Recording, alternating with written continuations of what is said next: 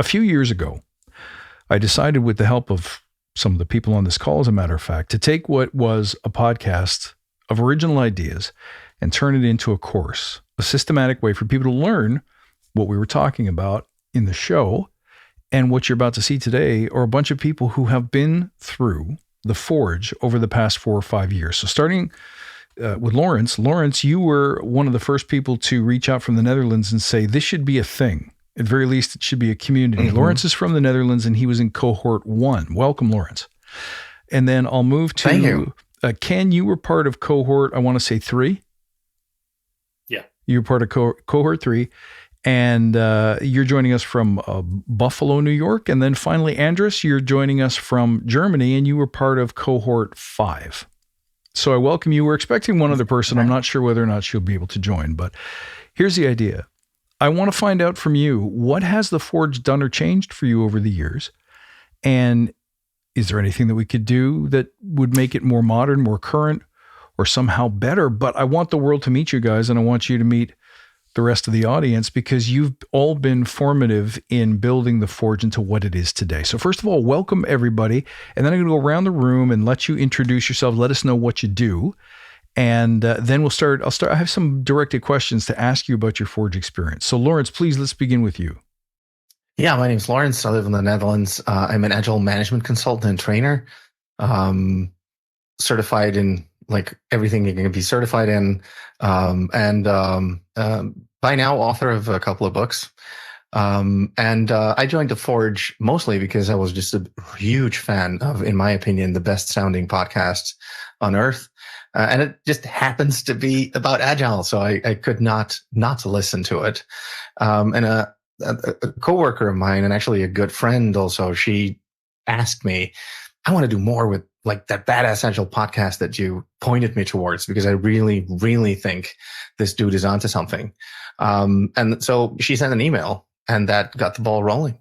Absolutely. Really I'm glad you did, because I had thought to myself I should do something, but I had no idea what something was. And it took your insight and your recommendation to firm it up and form it into something that became an actual thing that you can now, touch and join and spend time with, and hopefully get some benefit from. So welcome, Lawrence. Thank you so much for being here, and thank you for being part of the inspiration for starting the Forge in the first place. Let's go then sequentially up to Ken from cohort 3. Tell us about yourself, Ken. Well, I started off my career as a software engineer before moving into quality engineering and then pursuing a management track, something I was always pretty passionate about, leading people. And then along came an Agile coach working with the company I was with at the time. And I knew right then and there, that's what I wanted to do. And so I have pursued that. And I've been Agile coaching for about the past 10 years. And I choose to do it because it's a medium for me to help improve the lives of people that love the work that they do, so that they never have to, feel stressed or pressured and carry that burden home like, I used to back in the old waterfall days. And I love it quite a bit. And I apply my, Agile mindset and approach to experimentation to tournament fishing, something that I do personally. And I see we've got Tracy. Tracy, you're from cohort 2, I believe. And I know you just joined due to some technical difficulties, so welcome. We're just kind of underway. Tell us a bit about yourself. You don't have to name where you work, but tell us what you do and how you found the Forge. My name is Tracy, and I work for a national insurance company in Canada. So I currently reside in Saskatoon, Saskatchewan, Canada, which is a mouthful. And when I joined the Forge, I joined into cohort 2. And the reason why I joined was my manager at the time was a fan of Chris's Badass Agile podcast that he had been listening to those podcasts, and pointed me in the direction of the Forge.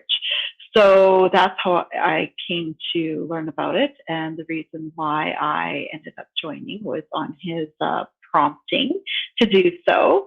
And I'm super glad that I did. I'm glad that you did too. And thank you so much for coming today. Glad you could make it. And then last but not least, Andras from cohort 5. Tell us about yourself. Yeah, hi everyone. It's great to be here. So My name is Andras, and right now I'm self-employed, specializing in trainings and coachings, as well as I also build a small tool around goal setting. I think I came across the Forge or the concept of Forge probably 3 years ago. About half a year earlier, I started listening to the Better Agile podcast. It was being mentioned in a training that I was attending at the time that, hey, by the way, does anyone listen to Better Agile? And I really liked the name, so I checked it out, and I fell in love with the content immediately. And then at one point you started advertising or mentioning that, by the way, there is this 1 year long immersive leadership development experience. And at that time, I felt it is really something that I would like to do. Went for it. I was a line manager of Agile coaches back then. And I started utilizing it basically right from the beginning. Excellent. Thank you for joining as well, Andras. So let's dig into some of the things that I'm hoping will be useful for each other. One of the things I love about what we built here is that we remain a community over time, not only when the program is over, and it's a year-long immersion, by the way, so there's a lot of time spent getting to know one another. So not only do we maintain our partner relationships with, our swim buddy relationships, the team relationships, but also intra-team. So some of you have met each other before and continue to help and support each other. When we started it, the idea was to create something so good that no one could catch us. And I didn't know what that meant, except for the fact that as a learning experience, I wanted it to be something that would stick.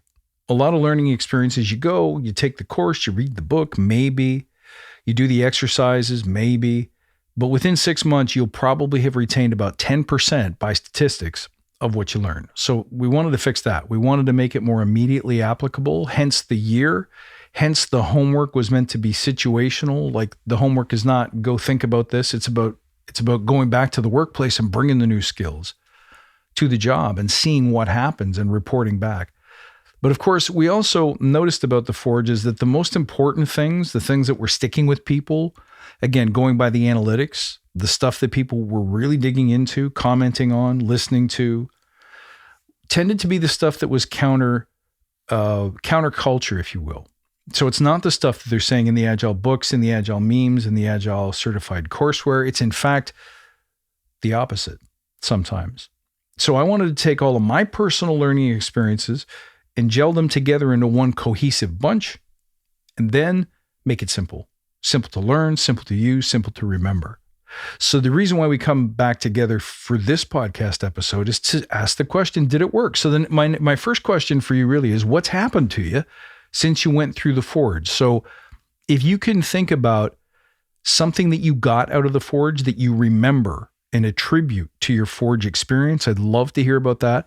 I'd love to hear about things that broke open for you because you went through the Forge, like a skill that you didn't have before and you thought maybe you'd never get or you didn't know you needed. And most importantly, can you say definitively, who or what will I never go back to? So maybe before the Forge, you felt uninspired, unenlightened, unmotivated. You felt like you had a lack of discipline or a lack of accountability, or you had a hard time asking for help. I'd love to know what things you'll never go back to. So you can answer any or all of those three questions. What did it give you that you couldn't get anywhere else? What's cracked open for you? And so what doors open for you? And then what doors closed for you? What things will you never go back to? So I'll start again with Lawrence. Well, the Forge gave me that I couldn't get anywhere else was really tight connection to people with a similar mindset. And like weekly conversations, real conversations, not just getting together and sharing a bit of knowledge. And also like long-term friendship. Tracy and I stay in touch still every week, at least once. And we hound each other to get shit done, essentially. And that's the belief or ability that was cracked open for me. I was always and still am like a walking bookcase, right? People actually call me an encyclopedia, and I was proud of that. I know a lot, and that's my job. It's like Tyrion Lannister of Agile. I drink and I know things. But the weird thing was having the knowledge. Knowledge isn't actually power. And that's a thing that like weirdly was highlighted for me in the Forge. So all these embers of knowledge got like whipped together, almost literally whipped, by the way, because Chris wasn't having any of my bullshit. And the fun thing there was that it like I already knew all these things, but I wasn't taking action on even a single one of them. And what it brought me was the notion you can know all you want, but if you don't start actually doing something, it's actually useless, literally useless. And I was helping others with stuff, but not me. I was always only helping other people. And that's the thing. What was cracked open is why am I not taking my own advice? This is just weird. So I started doing that just a little bit. I mean, I haven't morphed into this weirdly different person all of a sudden, but it got started. That got the ball rolling every day, just a little bit, and stop listening to my own bullshit, right? And recognizing it for what it is, usually an excuse because I'm afraid to get started. And now I'm not afraid to talk about that. And that's the key thing. Actually, the key thing is I now ask for help getting over that hump. And my help is called Tracy. It's an extremely simple concept, but it works. She just every week I tell her I haven't done the thing, and she just also not putting up with any of your shit. So what I will never go exactly, and what I will never go back to is not asking for help. I actually now actively teach other people the key skill that you need to learn is ask for help before you even know that you need it. Because if you know that you need it, you're probably too late. So you should just make it a habit. Ask for help all the time because people like to help. I like to help other people. So it's not a shameful thing. It's a power move. And that's really what the Forge gave me. My big learning through meeting all of you and working with different kinds of people is that it's the doing is the hardest part. So promising and talking about what you know is the easy bit. But actually committing to, let's say, a deadline or a contribution is the hardest part. And the best way to motivate you to do the hard thing is to put yourself accountable in front of somebody else. And so that's where the concept of Swim Buddy came from. And I think, your testimony is proof that it helps or that it works. Just to put just a few numbers on it, just for the audience, if you're listening, before the Forge, I was forever wanting to write books. And after the Forge, I wrote 2 real books, 2, FAQ books, not really books, but bookish. So 4 books as opposed to 0. Which is incredible. That's the Forge for you. Yeah. Good job, my friend. I like what you did with it. Tracy, if you're still there, can you come on camera? And you're from cohort 2, so I'll make you go next. Yeah. I liked everything that Lawrence had to say there. And Lawrence, have you finished reading that book you were supposed to read last week? I'll give you an update tomorrow, Tracy. Yeah, one of the biggest takeaways out of the Forge, of course, is the relationship that I have forged, literally, with Lawrence, and I was within the Forge, but then also outside of the Forge, as my somebody, my accountability partner. Like he already said, we touch base pretty much on a weekly basis to make sure that we are progressing with whatever goal that we said that we needed to progress on for that particular week or that month. And it flexes and it changes, right, over time. But having somebody to literally keep you accountable has been amazing, I feel.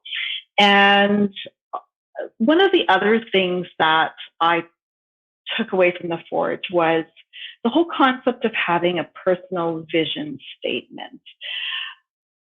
I work in a corporate organization, so I'm not unfamiliar with what a vision statement is, but I've only ever thought in terms of a corporation before. It was never a thought that you could apply that to somebody's personal life.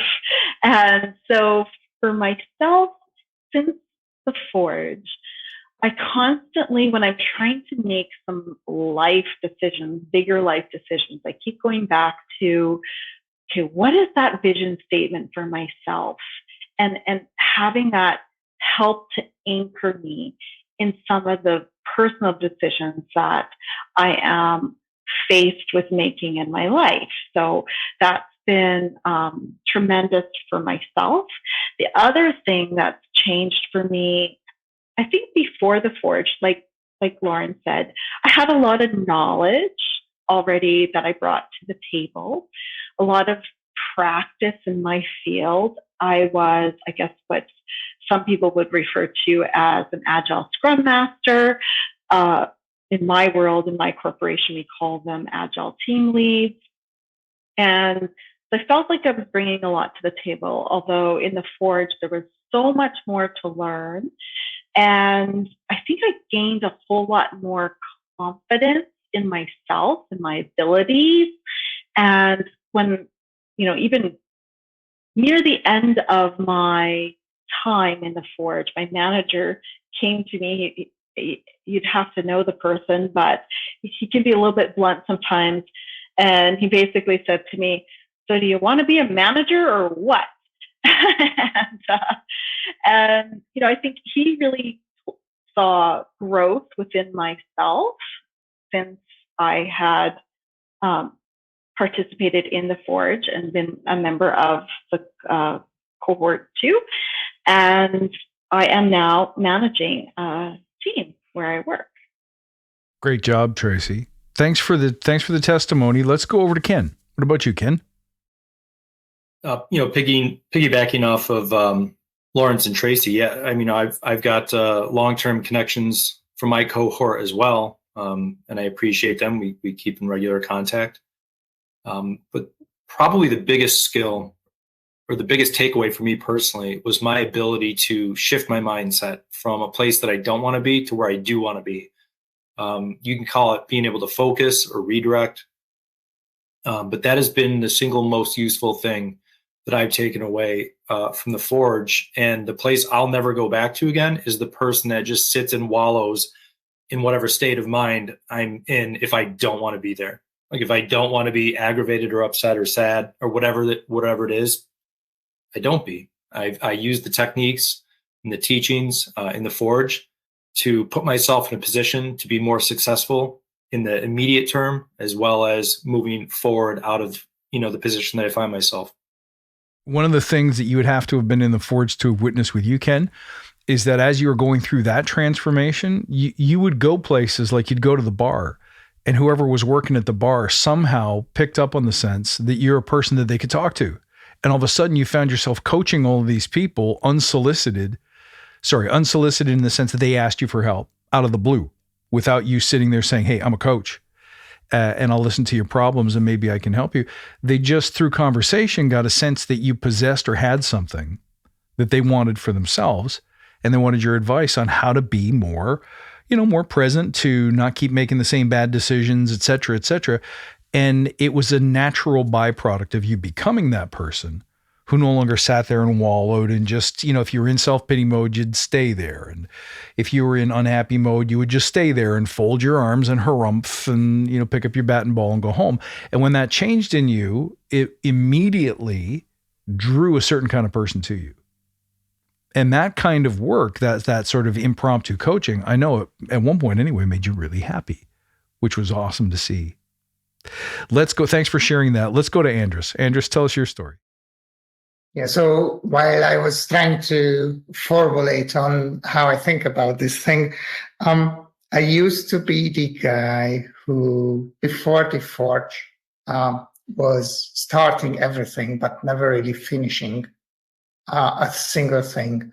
Like literally ever since I was a small kid, I wanted to have my own business, and I had a tremendous amount of startup ideas or business ideas, or pretty much anything that's in that space. I always started, and after a month, so the moment one motivation started going down, I just simply stopped doing it.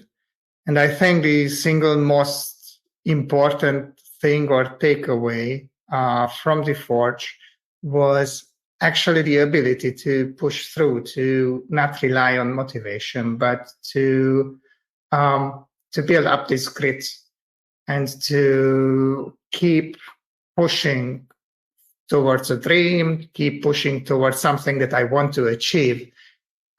Even once the motivation, the feeling of motivation is not there, but just the mental pull towards that thing. And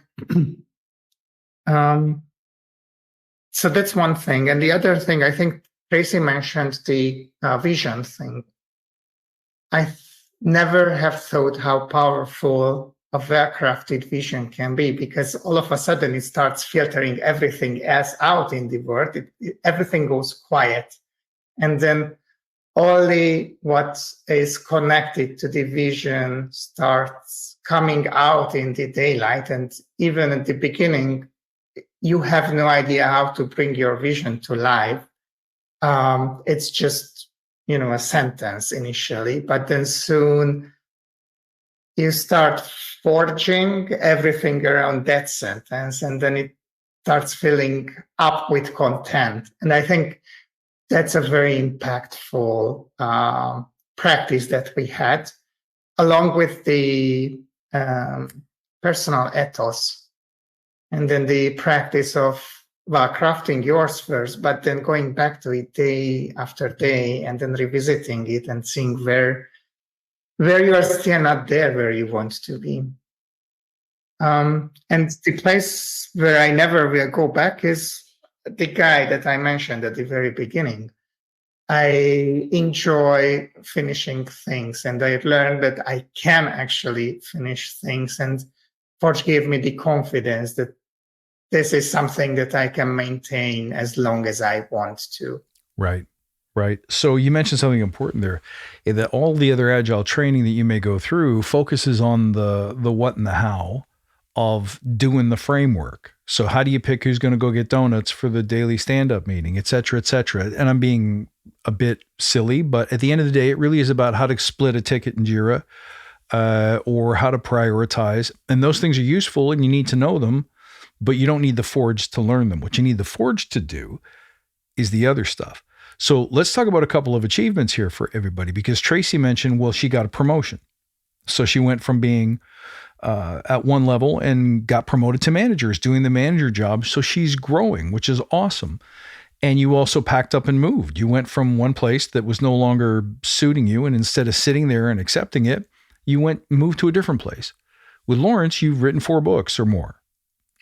With Andras, you left your corporate full-time job to start a company where you're actually building software that helps people do what we teach in the Forge, which is how to manage your top priorities, how to get laser focused on what matters most today to move the needle towards writing that book or getting that promotion or whatever happens to be important to you.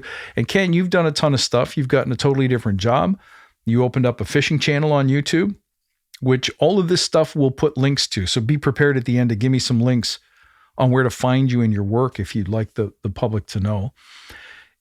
The next question was going to be about what was the most important takeaway, but I think many of us have already discussed that.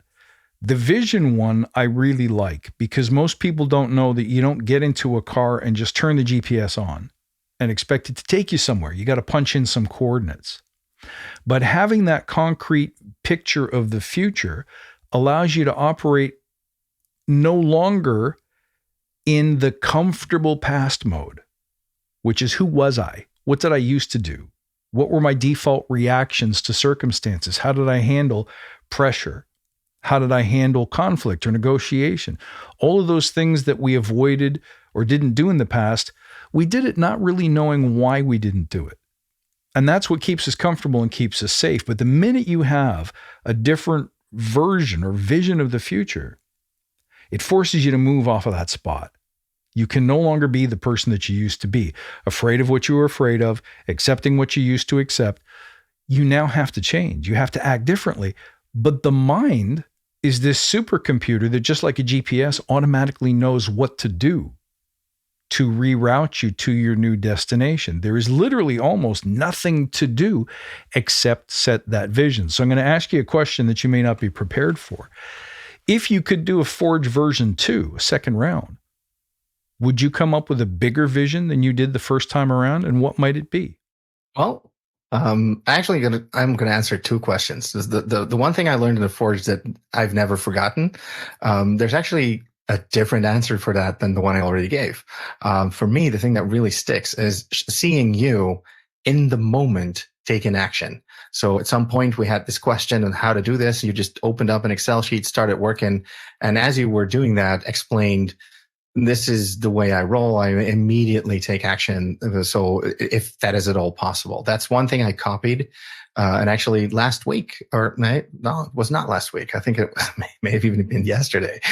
I was on a call and just opened up the Meetup software to enter in a meeting with two people who wanted to go on as speakers.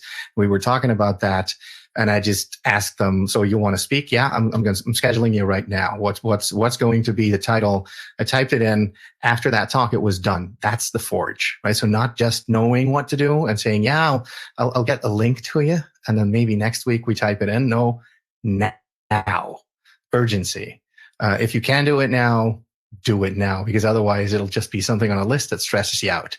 And that for me was a big lesson, because I still have lists that stress me out, and the Forge just really reworked that. And for me, the thing I would do, to answer your actual question, the thing I would do in a Forge 2 is indeed make the vision bigger. So my vision would now be start my own company, really go solo, as opposed to being afraid of that. Because the first time I joined the Forge, that was the thing that scared me, and it still does. But now I would probably work on that. Good for you.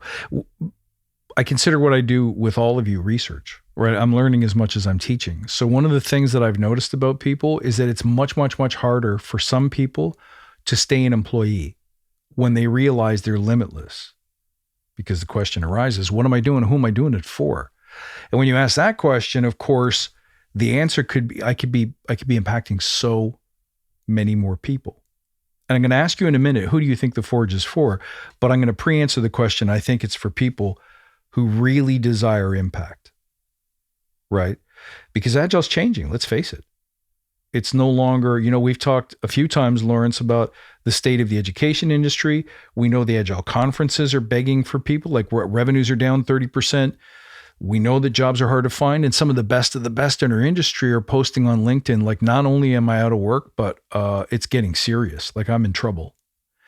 So the industry's changing. We can't just sit there and plug our ears and pretend it's not happening. We have to take action and figure out what's next. You can't do that without bigger vision.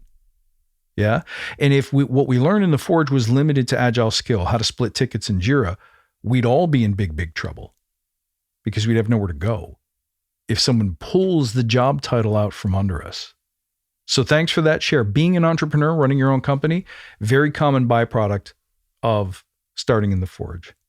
Even though people are like, I don't want to run my own business, they do find that they want to do something that transcends the role, the title, and the corporate brand. So thank you for that. Anyone else want to contribute? If there was a version 2, what would you do differently? What would you do bigger? Go ahead. I'm happy to share on this front. So my vision in the first one was to multiply wisdom. And I experimented a little bit with various implementations of this one, let's put it that way. And honestly, I would not make it, I don't know how to make it even bigger. There is a scaling that is happening within me. In the past couple of weeks, I started realizing that previously I was very, very happy with just working with one-on-one clients in the coachings, or maybe doing some trainings. But now I feel more like, hey, this is actually something that millions of people would need to know about.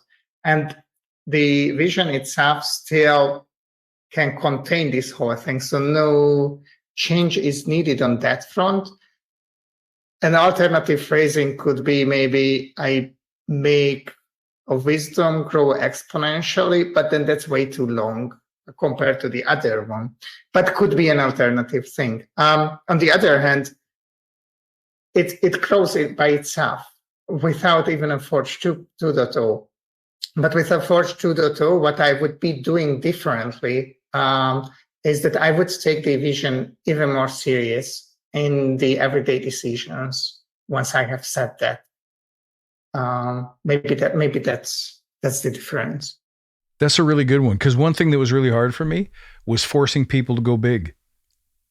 I didn't want to push people, and maybe I should have, and said, that's cool, but it's not big enough, because some people started very much inside that shell of timidity where they didn't feel like they were entitled to ask for or state something big.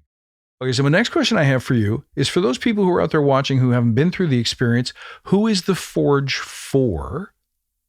And what do you think it solves for that person? So who the Forge is for, really asking, is what kind of person would and should be in the Forge? And what do you think that kind of person struggles with the Forge could help them solve once and for all? Whoever wants to go. I got that. The Forge is literally for anybody that wants to improve him or herself in any aspect of life, whether it's personal, professional,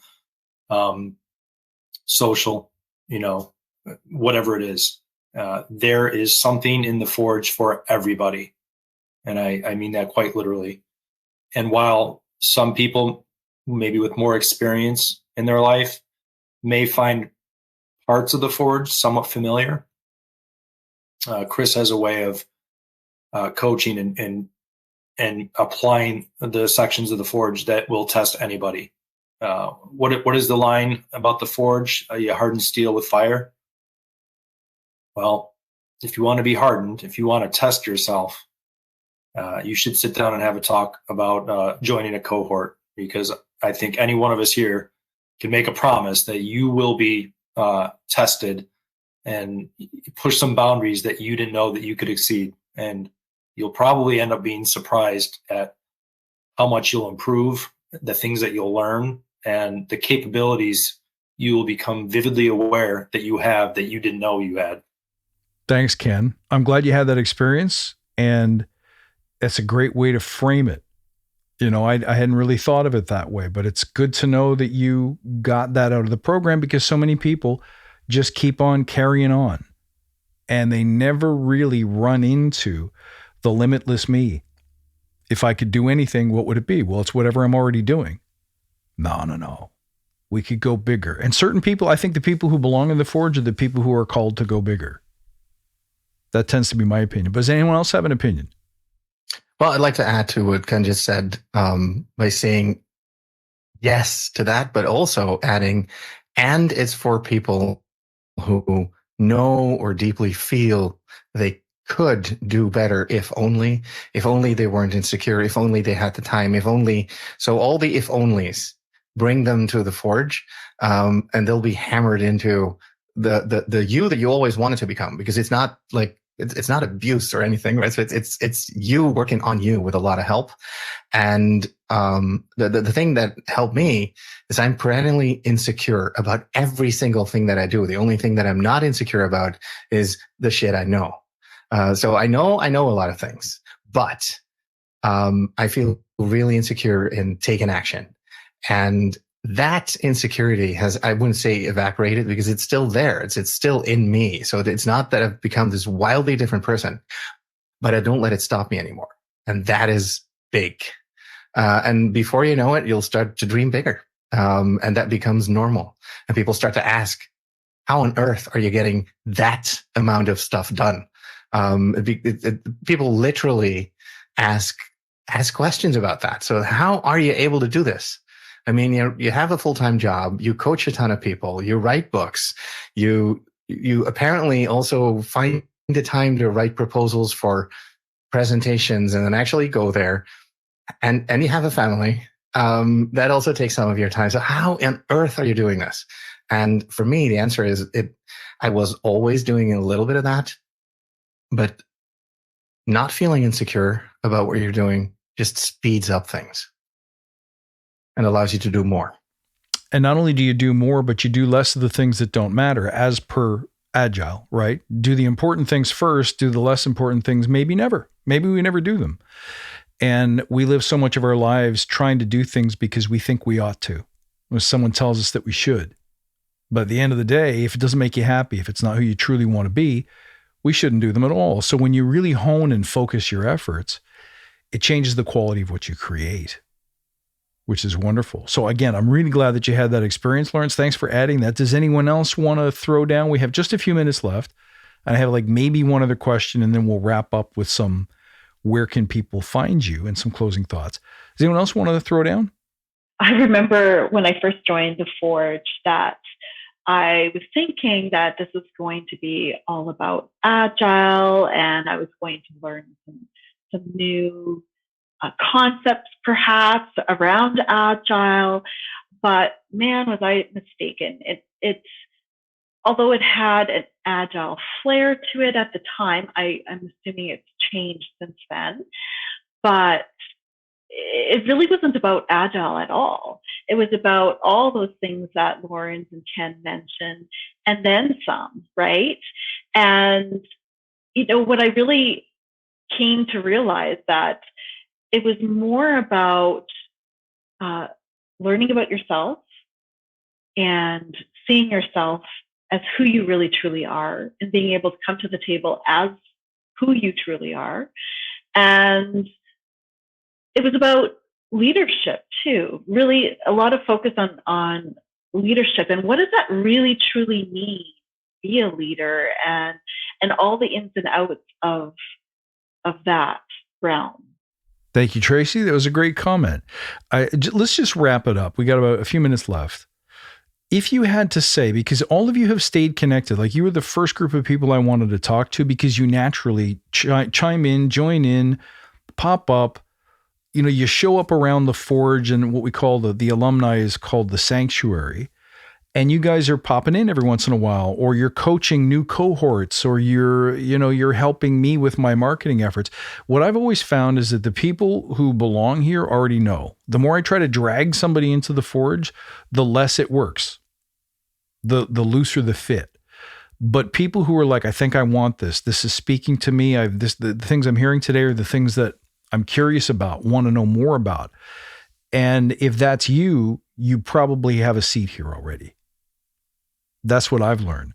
But I'd love to know from you, if we could just be succinct, can you think of one thing that the Forge has gotten you? Raise, promotion, better family life, personal life, more confidence, I don't care what it is. What was the biggest thing that the Forge got you?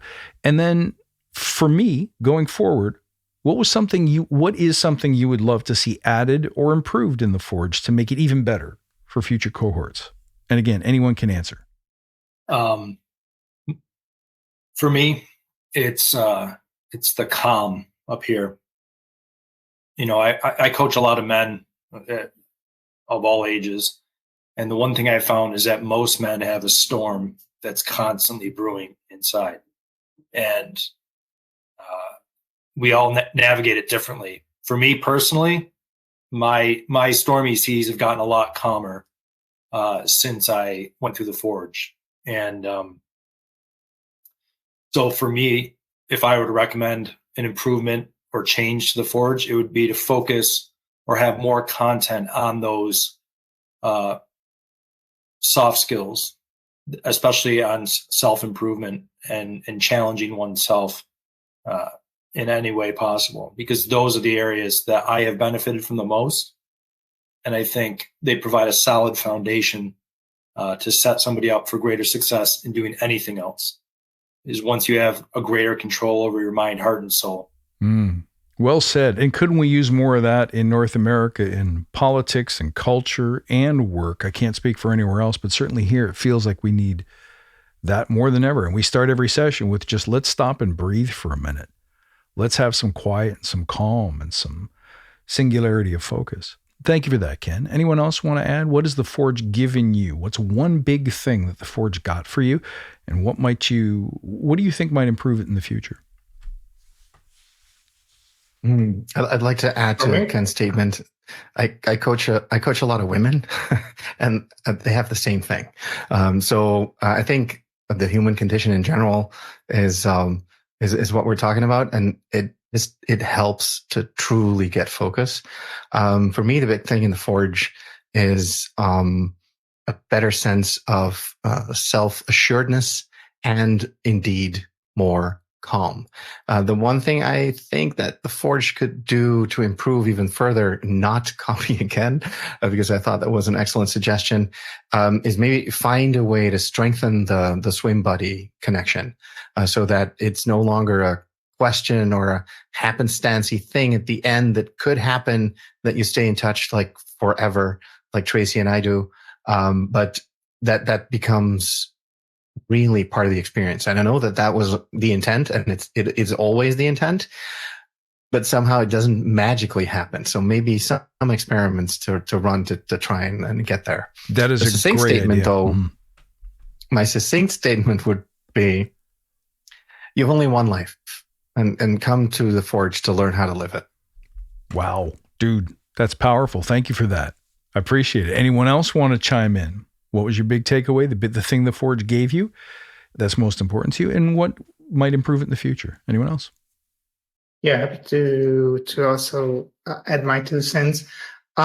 Self-confidence, definitely. I think it was also mentioned a couple of times already, but that's, I think, the single most important thing that right now I started believing in myself, because I started seeing that indeed, this limitlessness thing that was mentioned, that it's there, and that it is attainable, achievable. Not sure what's the right word, and how to further tweak it. I think there is a pattern amongst what all of us are saying, and this could be even taken further down. And the area which goes in the direction of creates day in, day out progress, deep focus, deep work, flow, all these kind of topics could be even extended a little bit further down.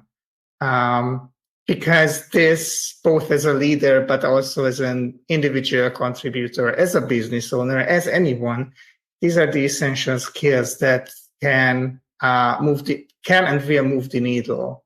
And I think you are mentioning it many, many times throughout the Forge, that, reading the books is great, but not applying the knowledge will be entirely worthless in the end.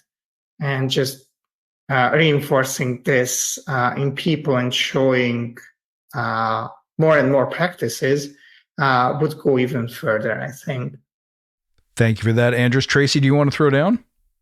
Yeah, I could just add one word, and I think it's already been mentioned: confidence. Confidence in myself, confidence in my ability to ask for what I want, what I deserve. Very well said. Thank you, Tracy. One last round, guys. I'm so grateful for you being part of this today. Thank you for taking time to do it. Thank you again for being part of the Forge and for trusting me with your ongoing development. Thank you for staying connected and making this community what it is.